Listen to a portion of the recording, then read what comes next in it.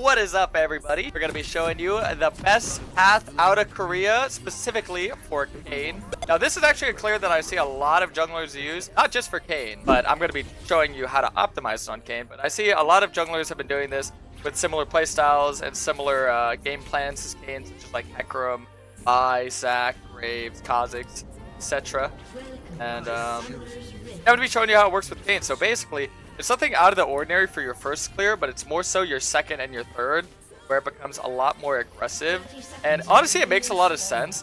It's a pretty interesting clear and playstyle, because it kind of is a mixture of two completely different playstyles. So your first clear, a lot of junglers in Korea love doing full clears, even on champions like Jarvan, even champions like Elise, and a bunch of random early game champions. They love full clearing. I've watched a lot of Challenger Korean and Challenger EU junglers, and full clearing just seems to be a lot of junglers' main playstyle.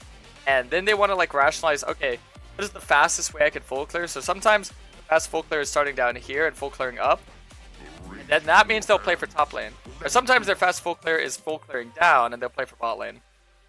More often than not, they'll try to clear down, because you know, playing for your bot lane is just the most important thing you can do to like actually get wins. Oh, I'm gonna start blue.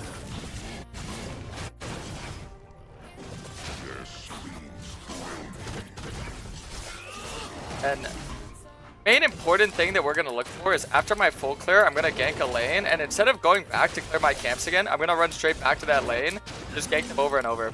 And you're actually not gonna prioritize grubs at all, because one of the interesting parts about this is they do not care about grubs at all. But in NA, I actually found a lot of success playing 4 grubs, or playing to at least snag 1 grub, so they get grubs on spawn. They do the complete opposite. They actually look to give, but it's also very interesting because if you actually look to give the grubs, but go for like maybe a bot side invade, get 2 camps and a gank, that's way more value. Even the gank itself over the 3 grubs is higher value. And it definitely works out for situations where you don't have roaming prio, so a lot of times at level 5, that'll be like a key time for supports to rotate around the map.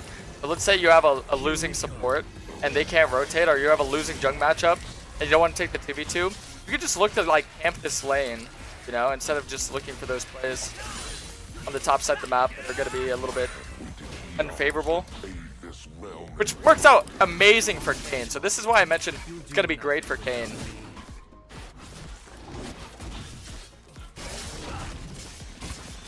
Okay, so enemy jung, he might be pathing down. This was Karasmai, unironically did an early gank is kind of crazy. Pentakill this game for me? Yeah, I'll try to, Rid One. I'll try to, my boy. A pentakill. Pentakills aren't as common as they used to be. I feel like there's so much damage in the game, it's so easy to have somebody like kill you. Okay, so now we can look for a play.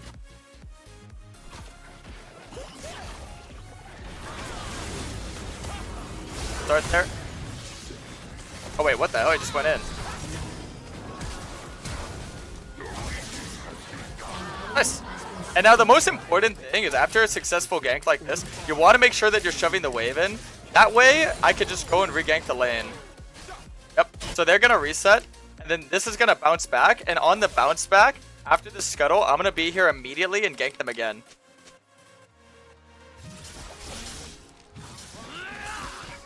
By the way, this was Karasmai, unironically win this game. Aw, my boy hit me with a resub and a gift sub. All because he didn't guess the number 9. You know what's so funny? Because I always say 7. Wait, no way. That's so funny. That is so funny.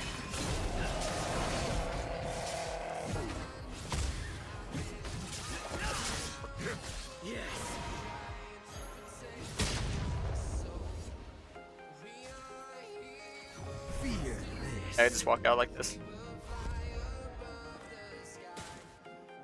Hey, look at this bot lane. So instead of getting the reset, I guess I'm just gonna go no reset and gank them again. Look at how they're shoving in right now. This is what I talk about when I say you look for that gank. Let's shove. Now I'm gonna look to kill them.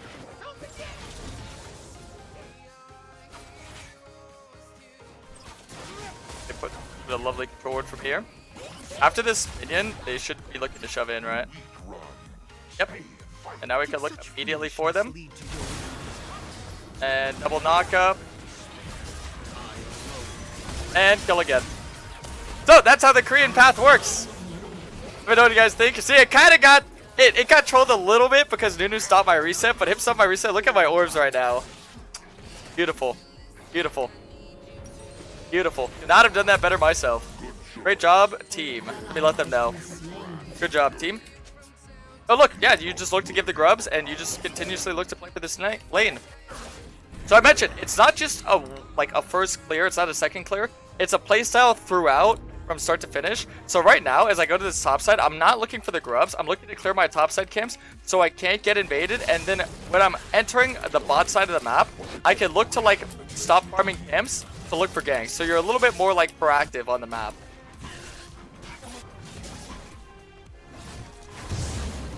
All right. Don't look there. Don't look there. Look straight bot. You're gonna reset, but it gives me more time to farm. So basically what I was trying to tell you guys, what I was trying to explain, is like, see when I'm on Raptors and Krugs, if this is gankable, instead of farming these camps, I can just run straight there because I can't get my bot side invaded if I'm on the bot side of the map, right? But my top side camps, if I don't farm those before I head down here, I can get invaded when I'm not there because I'm gonna be all the way across the map. Look, Ashe is gonna stay. Wait, I hope I don't get seen by this. Sorry. Oh, I barely got seen by it. She has 5 more minions. It looks like she's green to like shove that all the way in. So, find her. Alright, let's go. One auto, one more. Go straight for her. Should have no flash for a little bit longer. That's the importance in like all these ganks and getting their sums out early on. Oh, he auto to the tower. He should have jumped to me, knocked her up, and then shoot her, but he auto the tower. Well, that's not good. I should look for the invid. Got my form though. How much faster you're getting your form as well? Boy. Oh, this is bad. This is just bad. I'm just dead. What will be the final lesson?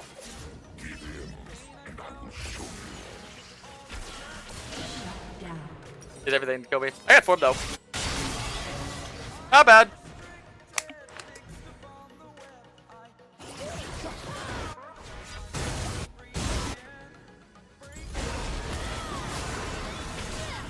Fight it without me. It's kind of ambitious. Be careful.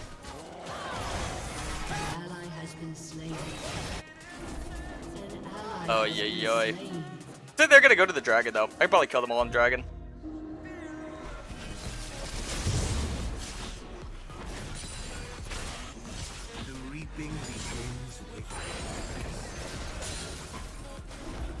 Alright, let's go kill the Nunu.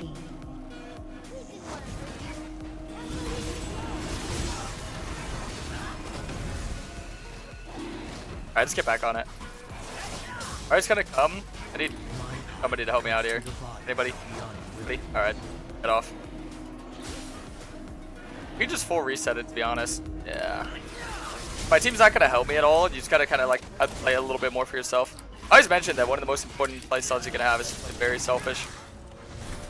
So yeah, just giving that. I mean, ideally I could kill them all, but at the same time, like if they're not gonna move, not worth it. Yeah, I'm like spam pinging them. Even if it was like a 3v4 right there and they moved, I could kill them all. But a lot of times they're not gonna listen. So if they're not gonna listen, just go farm your camps to do your own thing.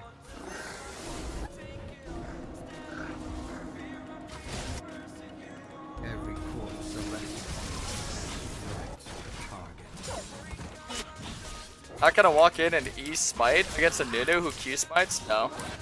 Trying to steal an objective from Nunu like that is... And they have Ariel who's just gonna jump on me and kill me and one-shot me? Nah, that's a horrible idea.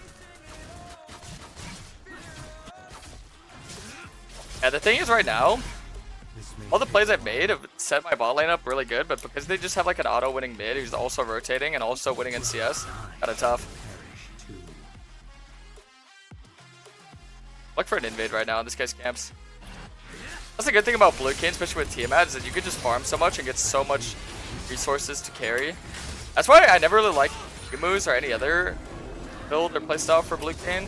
A lot of games require you to 1v9 as blue Kayn. Blue Kayn is like the GOAT at 1v9 in games. And one of the best ways to 1v9 is just getting all the resources on the map. And you clear infinitely faster than any other Kayn if you itemize with Tiamat, and especially with the Genius Hunter, because you're just clearing so much quicker. Clear speed is 100% important. Being a good bullet carry. Gonna ult immediately. Probably go for like a plate here too. Give me a plate? No, I probably could have went for one more auto. Ahri's missing, so I gotta be a little bit cautious. Because you just eat for the wall. Waste our ulti as well. It might come from my camps, so what I'm gonna do right now is I'm gonna hide behind this Gromp. That way if she does like try to jump over the wall and charm me, I just hide behind this. It's fine to give those grubs, because I'm playing for like gold and XP right now, and I'm just taking these camps, that way he can't take them when he's done with this. Now I'm gonna go reset and look to go get some kills in bot lane again.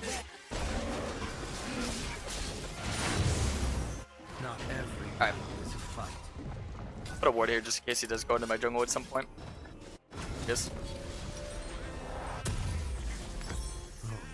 I actually think I will get tier 2 boots this game, because it actually is important to be around the map fast. Normally you want to get your tier 2 boots between your first item and your second item, so getting it right now is good. What I normally do, I go Profane, Dirk, tier 2 boots into my my next item, but just because this game, I wouldn't really say I need more damage to kill them. More important to just get my boots and move around the map faster. If you need more damage to kill them, that's when you get Dirk, but I could kill them without it, I think. We show we can kill this guy. Alright, that's fine, he flashed. Leaving my enemies in shadow.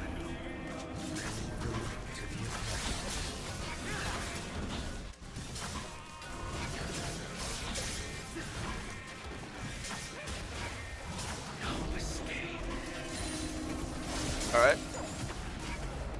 Yeah, see, I just gotta live in this guy's jungle and take all of his camps.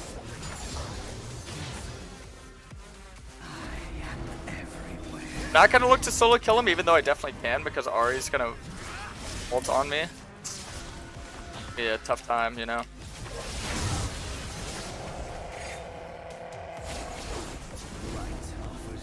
Yeah, I like that. Back up. This wave's gonna be shoving in too.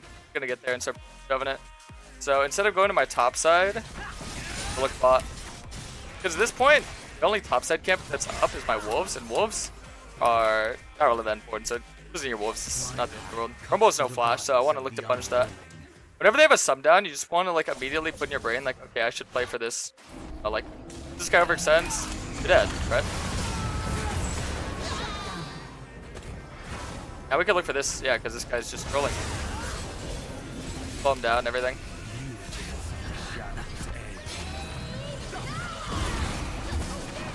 I feel like he has flash, but oh, he didn't. Alright, yeah, I held on to my Q just in case he had flash, so I could like stay on top of him. I'm gonna head back down here 100%. All I just do is hit the knockup. Kinda shy. Always back up. That's good. Got her some. Yeah, so you don't want to be like too crazy. You don't want to like overextend or overexert yourself. Cause like, I need to understand my limitations and also respect the enemies that are nearby. So like that Ahri can easily ult down and rotate. Very dangerous. Alright, so we're gonna get you and you and you and you, and we're gonna go to the map. Probably give the dragon. I don't really want to, but I feel like I have to. Ahri's almost dead. Rakana's ult, so iffy. Let's see. I'm not gonna tell him to stay because I think I am just gonna give this. This would have been a good chance for me to just run straight top and look for the top side fade and the top dive. But I do want to make sure I'm not losing this spread. Because sometimes what could happen is if you get too lost in invading, if you're not defending your own camps, they're just gonna invade you back. It's gonna be like a tit for tat game. So you always kind of want to like make sure that you're defending yourself a little bit. So this is where you're actually gonna like fully capitalize on the fact that you have 2 boots and Profane Hydra early game. It's able to farm so much faster, move so much faster on the map.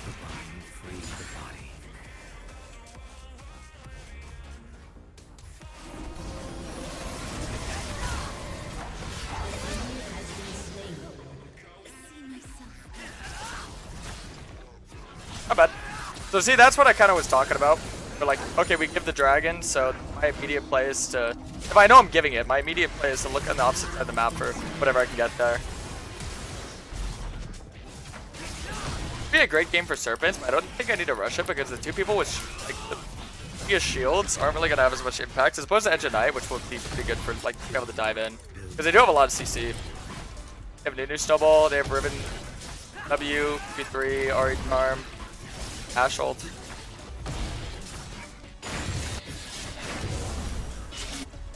I'm gonna go for the red because that's too greedy. I'm just gonna get my other camps, and then I could get my item and I could look to play more aggro. I gotta go see Kung Fu Panda. Nah. I think I only watched the first one, to be honest. I didn't watch the third. Okay. Blue buff's in 15. So I can kind of just like hover around looking for a play. Because Riven's, I think, is looking for vision.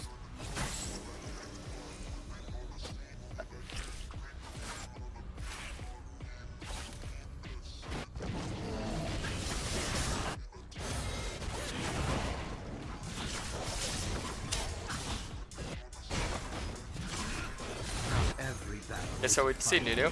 I'll say we could look for the counter gank here. Yeah, I'm coming.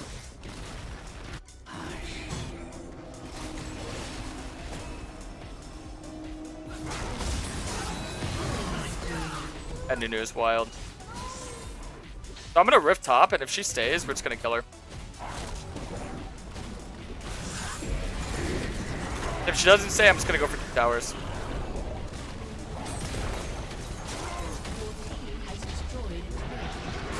Trundle's very fast at pushing towers, and 2 towers are worth lots of money.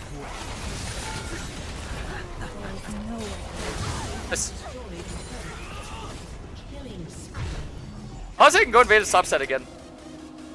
So this kind of shows how dominant you can be against an enemy if you just understand timers and like, okay, they're here, so I need to be here type of thing. It's easy to be at the right places at the right time. And if you can do that properly, I guarantee you will climb. There's Trundle who just got an early inhib. And I know what a lot of people are thinking, and it's not a wrong thought process whatsoever. By the way, I think I'm gonna go Serpents. I'm gonna greed.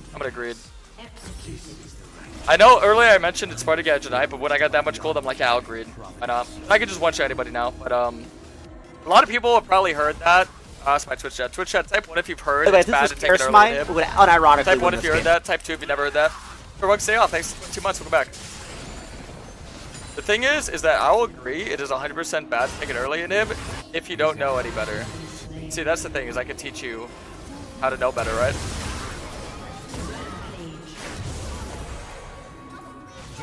Alright, sweet. LT coming up.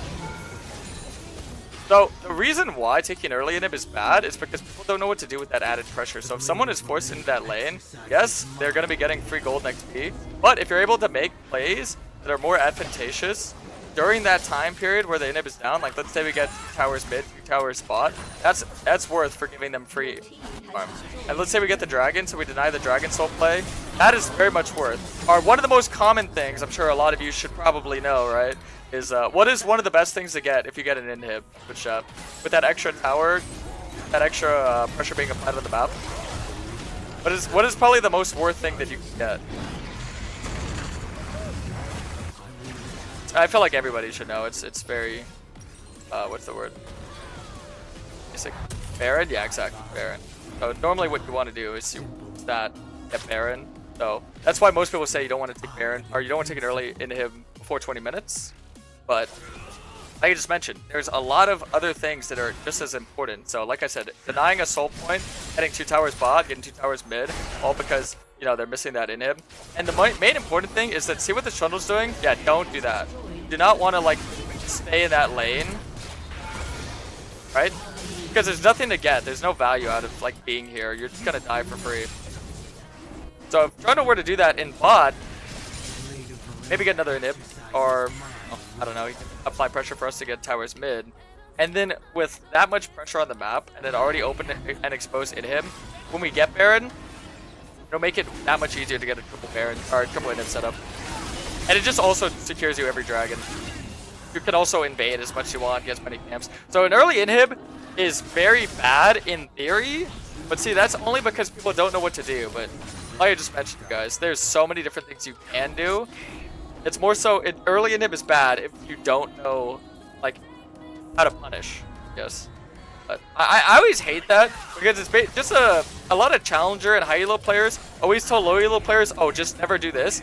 Not because it's bad, or not because it's good, but because they just don't want to bother explaining to you how you need to play if you're going to do it. They don't want to teach you the actual like proper macro or the proper setup. Early inhibs are amazing if you know how to end games early. You should encourage low elo players to get better. You shouldn't just say, oh no, just don't do that. Just don't do that. It's too hard to understand. You'll learn it when you're higher elo. No, you should learn it at low elo. That way when you climb to high elo, you're better. You know? You don't have to struggle as hard learning all these new things, you know? A lot of high elo players should be teaching low elo players like healthier habits earlier on, in my opinion.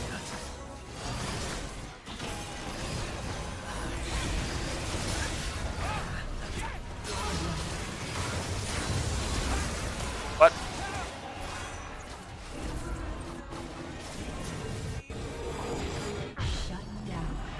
Alright, so I think instead of getting GA, I'm probably just gonna go Axiom Mark. Very good snowball at him. Get a moat. I'll just get my blue and what am I calling?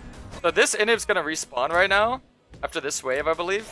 And then this is gonna be a new inhib we're gonna get. And with this pressure, there's gonna be one stuck down here. There's gonna be an exposed lane here, and then we could just push mid. So the macro is just way more advantageous for us to actually win.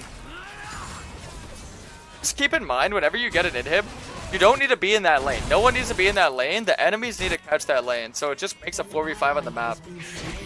So what you would do is you'd put Trundle, you know, right now we'd put Trundle top, and we'd put us 4 mid, and we'd have one pre-pushing here. And if that was the case, then we just win. We're just going to win. That's how the game's gonna go. Game is going to be over. Oh, hello, enemies.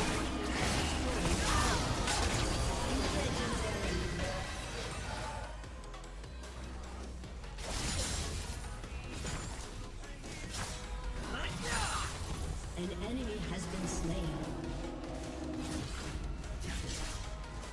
Between you and us is everything you do it with your instinct. It's not that simple, doing exactly what you do. But see, that's the thing, is that you're right, it's not simple, and you're gonna make a lot of mistakes, but that's how you get better. I'm trying to encourage people to put yourself in a more uncomfortable environment. I don't want you to play in comfort. I want you to find comfort in uncomfort, you know? If you just only play for comfort, you're not actually gonna improve as fast. You gotta be willing to understand more intricate concepts and put yourself in, you know, kind of at a mental disadvantage of like, okay, I need to think more, I need to play more. Because if you want to be more, you have to work more, right? Oh, yeah, big.